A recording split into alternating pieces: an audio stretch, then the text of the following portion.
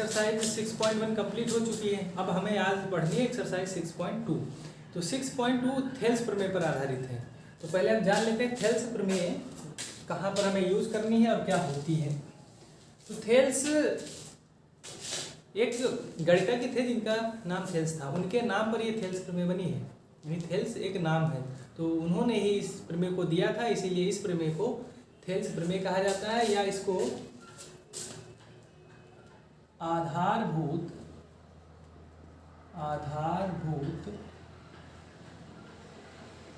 समानुपातिकता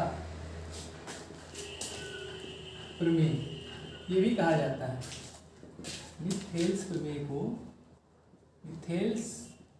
की प्रमेय को आधारभूत समानुपातिकता प्रमेय भी कहा जाता है। इंग्लिश में कहते हैं बेसिक प्रोपोर्शनैलिटी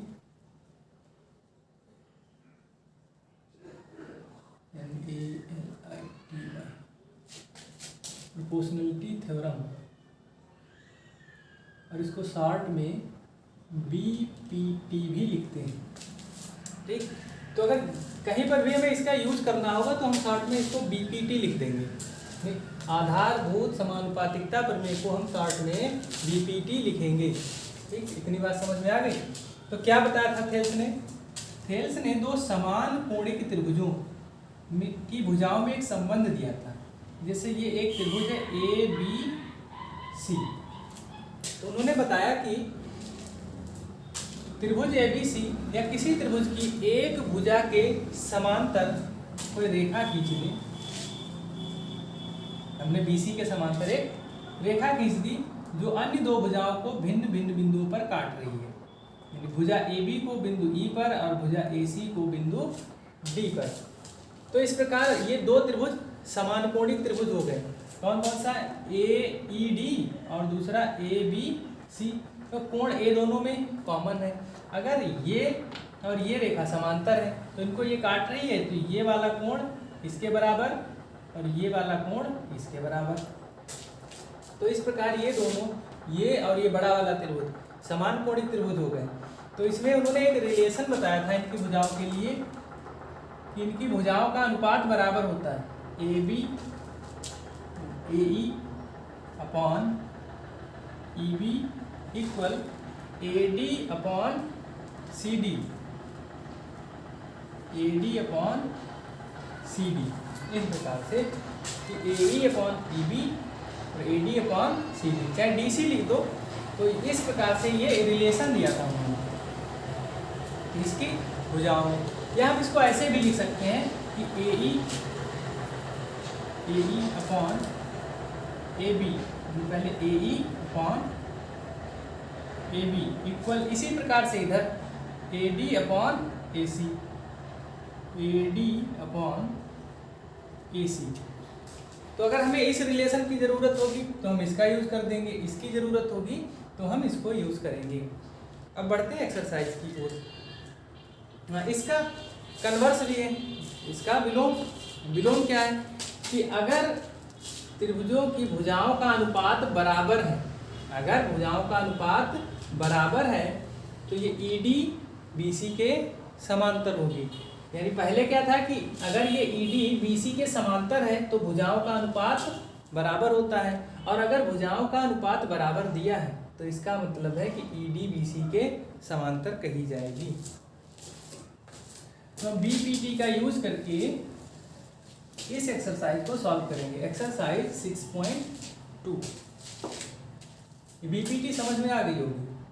एक्सरसाइज 6.2 इसका हम पहला क्वेश्चन सॉल्व करेंगे, क्योंकि ये पूरी एक्सरसाइज थेल्स की प्रमेय पर ही आधारित है।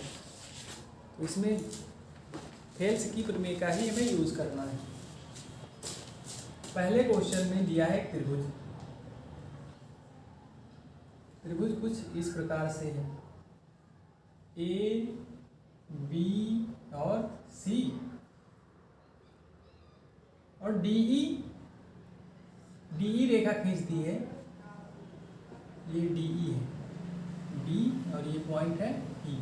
कहा गया है कि डीई समांतर है बीसी के, ये डीई बीसी के समांतर है। तो EC का मान ज्ञात करो।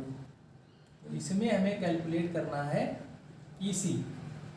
मान दिया है AD 1.5 सेंटीमीटर, ये 3 सेंटीमीटर और ये 1 सेंटीमीटर।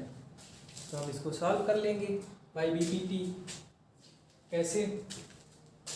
तो अनुपात दिया है भुजाओं का, तो हम क्या लिख सकते हैं? AD upon BD, AD upon BD equal AE upon CE, AE upon, मान पता है, उनके मानों को हम रख लेंगे।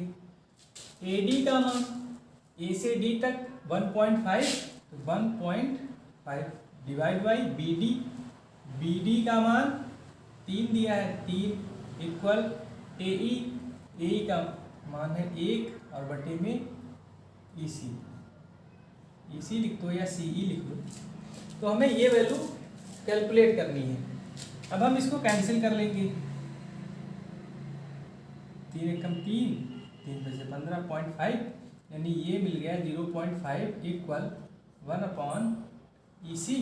क्रॉस मल्टीप्लाई कर देंगे, EC को इधर भेज देंगे, EC इक्वल 1 अपॉन 0.5, पॉइंट हटाएंगे, ऊपर 0, 5 दूना 10, यानी EC की वैल्यू आ जाएगी 2 सेंटीमीटर। तो इस प्रकार से हमें EC की वैल्यू मिल गई। अब इसी पहले क्वेश्चन में एक दूसरा भाग दिया है।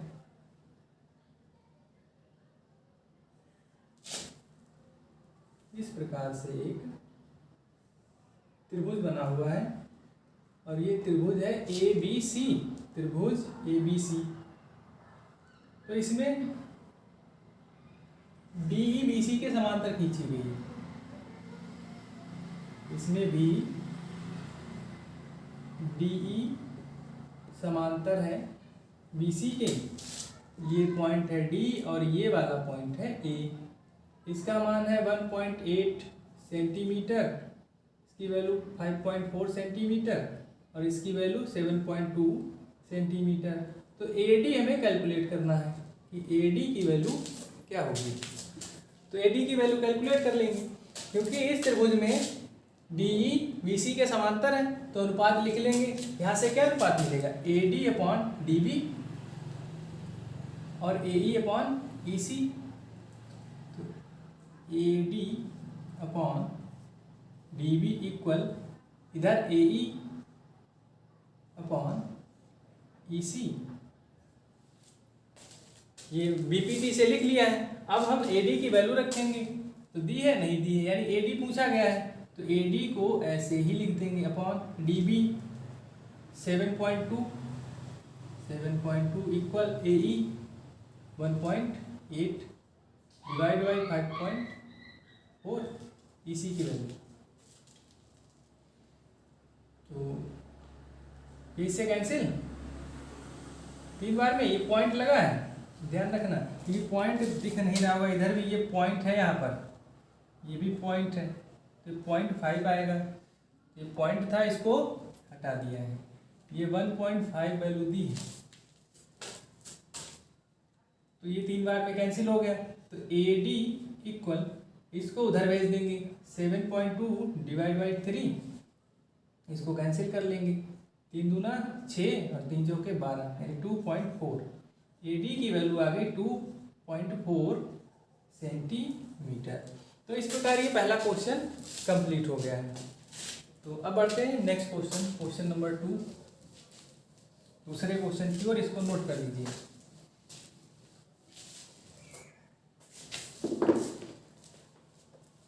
इसके दूसरे क्वेश्चन में 3 भाग दिए हैं और इनमें बताना है कि भुजाएं समांतर हैं या नहीं। कुछ भुजाएं दी हैं, पहला भाग नोट कर लेते हैं। पहले भाग में PE की वैल्यू दी है 3.9 सेंटीमीटर, EQ की वैल्यू है 3 सेंटीमीटर, PF की वैल्यू है 3.6 सेंटीमीटर और FR की वैल्यू है 2.4 सेंटीमीटर। ये तो वैल्यू दी है, क्वेश्चन पढ़ लेते हैं। क्वेश्चन में लिखा है कि त्रिभुज पी क्यू आर की भुजाओं पी क्यू और पी आर पर क्रमशः बिंदु ई और एफ स्थित हैं। एक त्रिभुज है पी क्यू आर, एक त्रिभुज पी क्यू आर है जिसकी भुजा पी क्यू पर एक बिंदु ई है और पी आर पर एक बिंदु एफ है। ये ई है और ये एफ है, तो इनको मिला देंगे, एक रेखा मिल जाएगी हमें। पी क्यू पर बिंदु ई और पी आर पर बिंदु एफ। तो निम्नलिखित में से प्रत्येक स्थिति के लिए बताइए कि क्या ई एफ समांतर है क्यू आर के। हमें ये बताना है कि ये E F line Q R के समांतर है, ये हमारा क्वेश्चन। तो अब उसका व्युत्क्रम हो गया, बीपीटी का व्युत्क्रम बताया था कि अगर अनुपात बराबर है तो हम कह सकते हैं कि ई एफ समांतर है क्यू आर के। अगर अनुपात बराबर नहीं है तो समांतर नहीं है। तो अनुपात हम लिख लेते हैं, पीई ई क्यू दिया है, पीई और ई क्यू के रूप में, तो हम लिखेंगे पीई अपॉन ई क्यू। इसकी वैल्यू पहले हम कैलकुलेट कर लेंगे। पीई 3.9 और ई क्यू 3, इसको कैंसिल कर लेते हैं, 1.3 मिल गया। अब हम इधर का अनुपात कैलकुलेट करेंगे, P F upon F R, P F upon F R. P F की वैल्यू 3.6 डिवाइड बाई 2.4। ये सब पॉइंट हैं, ठीक। अब इसको कैंसिल कर लेते हैं, ये 4 से कैंसिल हो जाएगा और ये नहीं, और ये 3 से भी कैंसिल हो जाएगा। पॉइंट हटा ही देते हैं, 3 दूना 6, 3 यानी 3/2। और अगर हम इसको डिवाइड करेंगे तो 1 कम 2, 2 बचे 10, यानी 1.5। तो ये आया 1.3 और ये है 1.5, यानी इसका अनुपात 1.3, यानी इन भुजाओं का अनुपात है 1.3 और इन भुजाओं का अनुपात 1.5। इसका मतलब है ये इक्वल नहीं है। अनुपात PE upon E Q not equal to P F upon F R. तो इसका मतलब है कि ई एफ समांतर नहीं है क्यू आर के। तो पहले भाग में हमें ये मिल गया है कि ई एफ क्यू आर के समांतर नहीं है। अब हम इसी प्रकार से दूसरे भाग को भी कैलकुलेट करेंगे। दूसरे भाग में देख लेते हैं क्या वैल्यू दी, इसको हम मिटा देते हैं, क्योंकि जिस फॉर्म में वैल्यू दी है हम उसी टाइप से इसको हल कर लेंगे। दूसरे में वैल्यू दी है पीई की, दूसरे में पीई की वैल्यू दी है, यही लिख देते हैं 4 सेंटीमीटर। फिर क्यूई की वैल्यू दी है, क्यूई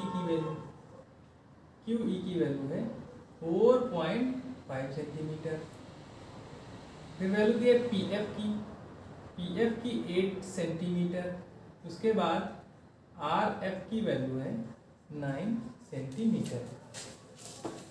तो फिर से अनुपात चेक कर लेते हैं, PE upon E Q, PE upon E Q, PE 4, E Q या क्यूई 4.5। तो पॉइंट हटाएंगे, 0 बढ़ा देंगे, तो ये 5 से कैंसिल करने पर 8/9 मिल गया। अब हम कैलकुलेट करेंगे P F upon F R को, P F upon F R. P F की वैल्यू 8 और एफ आर की वैल्यू 9। तो ये दोनों वैल्यू सेम आ गई हैं। इसका मतलब है कि अनुपात बराबर है, P E upon E Q equal P F upon F are. और जब अनुपात बराबर होता है, यानी भुजाओं का अनुपात जब बराबर हो जाता है तब भुजा समांतर हो जाती है। तो हम कह सकते हैं कि इस प्रकार ई एफ समांतर है क्यू आर के। तो दूसरे भाग में हमें समांतर मिल गया। इस प्रकार हम तीसरे भाग को भी कर लेंगे, इसको नोट कर लीजिए।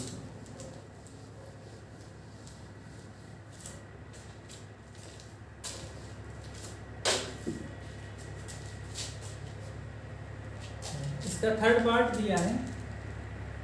थर्ड पार्ट में वैल्यू दी है P Q equal 1.28 centimetre P Q की वैल्यू, और पी आर की वैल्यू है 2.56। फिर पी ई की वैल्यू 0.18 सेंटीमीटर। यदि पी एफ की वैल्यू 0.36 सेंटीमीटर में है सब। तो इसमें भी चेक कर लेते हैं। अब इसमें देखो वैल्यू किस टाइप से दी है। इसमें पहले दी है पी क्यू मीन्स पूरी भुजा की वैल्यू, फिर पी आर ये इधर वाली पूरी भुजा है, और फिर पी ई यानी ये है। यानी तो पी क्यू और पी ई दिया है, पी क्यू बटे पी ई ऐसे भी लगा सकते हैं, पी क्यू बटे पी ई की वैल्यू। तो यहाँ पर लिया है पी क्यू बटे पी ई, तो इधर क्या लेना होगा पी आर बटे पी एफ, यानी पी आर बटे पी एफ। उसके लिए कैलकुलेट करेंगे। पी क्यू की वैल्यू 1.28, पी ई 0.18। इसको हटा लेते हैं। 128/18 कैंसिल कर लेते हैं 2 से पहले, तो ये 64/9। पी आर दिया है 2.56, पी एफ 0.36, पॉइंट से पॉइंट हटा दो, 256/36, 4 से कैंसिल हो जाएगा 6 बार में, और 24, 1 बच गया, 4 चौके 16, 64/9। ये दोनों वैल्यू आपस में इक्वल आ गए। इसका मतलब है कि अनुपात बराबर है, P Q upon P E equal P R divide by P F. जब भुजाओं का अनुपात बराबर होता है तो हम कह सकते हैं कि ई एफ क्यू आर के समांतर है। लिख देंगे कि ई एफ समांतर है क्यू आर के। तो इस प्रकार ये क्वेश्चन नंबर दूसरा भी कंप्लीट हो गया। अब बढ़ते हैं नेक्स्ट क्वेश्चन नंबर 3। अब इसमें कुछ क्वेश्चन है जिनको प्रूव करना है। अब प्रूविंग वाले क्वेश्चन है इसमें, और यूज हमें पूरी एक्सरसाइज में बीपीटी का ही करना है, यानी थेल्स प्रमेय का ही यूज करना है।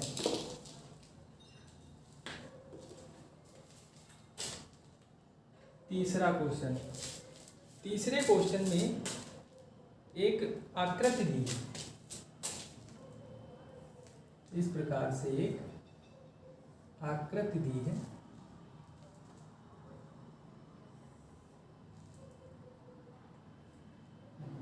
ए बी सी, ये पॉइंट है डी।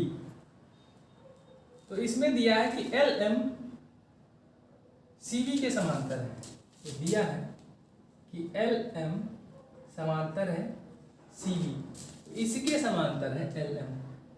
तो इसके समांतर हम एक रेखा खींच देंगे। ये पॉइंट हो गया एल और ये हो गया एम, और दिया है एल एन, ये समांतर है सी डी के। एल एन समांतर है सी डी के। तो हमें प्रूव करना है, टू प्रूव कीजिए कि A M upon A B equal A N upon A D. ये प्रूव करना है। देखिए इसको कैसे प्रूव करेंगे। A M upon A B, A M upon A B, A N upon A D. पहले प्रूविंग देख लेते हैं इसमें कौन सी भुजाएं हैं। A N upon A D, A N upon A D, यानी ये इस भुजा का अनुपात इसके साथ में ज्ञात करना है हमें। तो इस भुजा का अनुपात इसके साथ में। अब कैसे ज्ञात करेंगे? मान लेते हैं कि अभी हमारे पास इस त्रिभुज में बात करेंगे हम, पहले इसको हटा देते हैं। त्रिभुज ए बी सी में, त्रिभुज ए बी सी में जो एल एम है वो समांतर है सी बी के, यानी ये वाली भुजा इसके समांतर है। तो हम भुजाओं का अनुपात लिख सकते हैं बाई बीपीटी। इसमें बीपीटी यूज कर दो। A M upon A B, ऐसे लिखना A M upon A B, क्योंकि जिस टाइप से प्रूव करना है भाई उसी टाइप से लिखेंगे। A M upon A B equal, तो इसी टाइप से फिर इधर A L upon A C, A L upon A C, इसको लिख देंगे इक्वेशन नंबर 1। तो इस त्रिभुज में हमने बीपीटी के यूज से भुजाओं का अनुपात लिख दिया है। अब बात कर लेते हैं इधर वाले त्रिभुज की। त्रिभुज ए डी सी में, त्रिभुज ए डी सी में, ए डी सी में एल एम समांतर है सी बी के, ये वाली भुजा इसके समांतर है। तो जिस प्रकार से अनुपात हमने उधर लिखा उसी प्रकार से इधर ए एन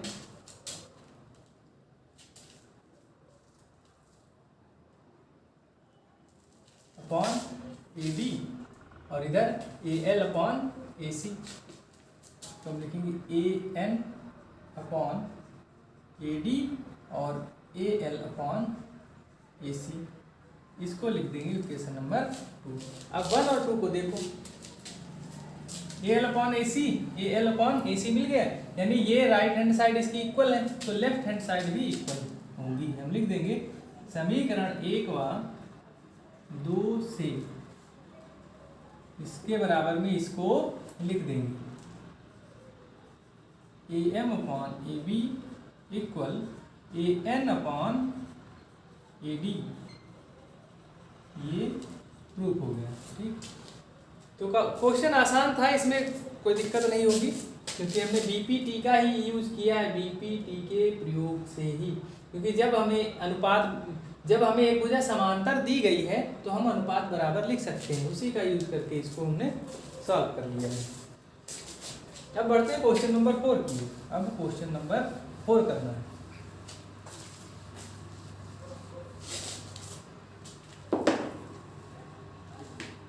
क्वेश्चन नंबर 4 में भी एक आकृति दी है। क्वेश्चन नंबर 4 6.19 डायग्राम जो है वो इसका ट्रायंगल ए बी सी ये दिया है और इसमें डीई एसी के समांतर दी है। एक भुजा डीई दी है, डीई इस AC के समांतर है।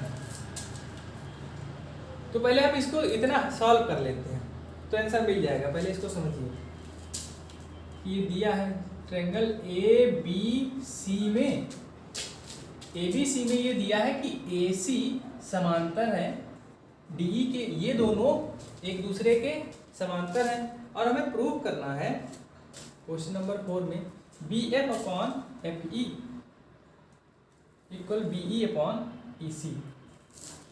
तो DF समांतर AE, एक DF दी है ये लाइन और इस AE के समांतर है। तो हमें प्रूव करना है, टू प्रूव